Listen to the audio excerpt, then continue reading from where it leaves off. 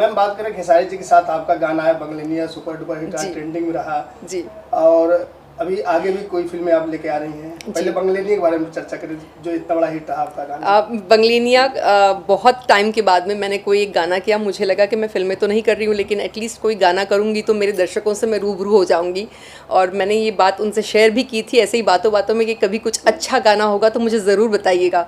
And suddenly उनका call आता है कि एक गाना है जो मुझे लगता है कि आप करेंगी तो अच्छा लगेगा, तो अगर इंटरेस्टेड है तो फिर मुझे बताइएगा। तो मैंने कहा बिल्कुल मैं चाहूँगी। उन्होंने गाना भेजा, सुना मैंने और मुझे 1 सेकंड में वो गाना पसंद आ गया। मैंने कहा कि ओके, मुझे इसी टाइप का कुछ मैं देख रही थी, लेट्स डू इट। और हम लोगों ने बनारस में इसकी शूटिंग की और जैसे हमने एक्सपेक्ट किया था कि गाना अच्छा है, उसी तरीके से लोगों का बहुत प्यार हमको मिला। हर गली में हम जाते थे तो गाना सुनने मिलता था। बड़ी बड़ी खुशी होती है जब जेन्युइनली लोग उसे लाइक करते हैं, आपके किसी काम को वो सराहते हैं।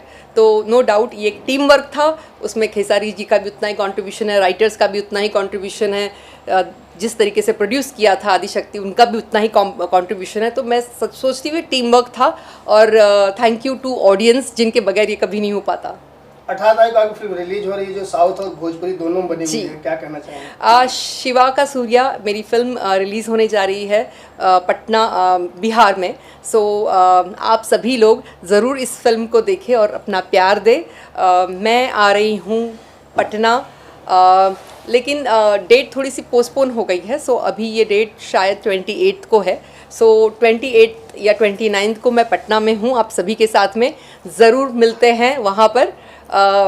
ज़रूर फिल्म देखते हैं साथ में। आपकी गोल्डन जुबली एक बार फिर रिपीट करने जा रही है कुशीनगर महोत्सव में। दिनेश लाल यादव जी और काकी हेगड़े विशिष्ट अतिथि के रूप में आ रहे हैं, तो क्या दर्शकों को कुछ केमिस्ट्री देखने को मिलेगी आने वाले दिनों में? मुझे इसका आइडिया बिल्कुल भी नहीं है कि दिनेश जी भी आ रहे थे, लेकिन अभी हाल ही में पता चला है दिनेश जी आ रहे थे। और मैं बहुत इच्छुक हूँ, बहुत दिनों के बाद में हम लोग मिलेंगे। कोरोना काल में हम लोगों की ज़्यादा मुलाकात किसी से नहीं हो रही थी, और ज़रूर कुछ ना कुछ अच्छा काम जब रहेगा जो हम लोगों को लोगों ने देखना पसंद किया, जिस तरीके की फिल्म देखना पसंद किया, अगर उस तरीके का काम कुछ आता है तो I would surely be interested. और let's hope for it. Ma'am last में बात करें, जो साउथ में सुपरस्टार हैं और उनके साथ स्क्रीन शेयर की हैं और भोजपुरी में उनको आप लेके आई, क्या कहना चाहेंगे? ये ऐसा कुछ भी नहीं कि मैं लेके आई हूँ। इनफैक्ट वो मुझे तेलुगु में काम उनके वजह से मिला हुआ है, बिकॉज़ हम लोगों ने वहाँ शूट किया था और उस दौरान प्रोड्यूसर्स मिलते हैं। तो I got a Telugu film, मुझे एक तेलुगु फिल्म मिली और उसके बाद में उसका सीक्वल भी बनने जा रहा है।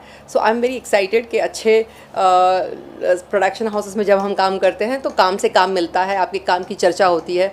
तो मुझे लगता है कि हर एक को सिर्फ काम पे फोकस करना चाहिए, फल हमेशा आपको मिलेगा और ज़रूर मिलेगा। सुब्बा राव जी फिल्म के डायरेक्टर हैं, उनके साथ आपने अब तक कितनी फिल्में करी?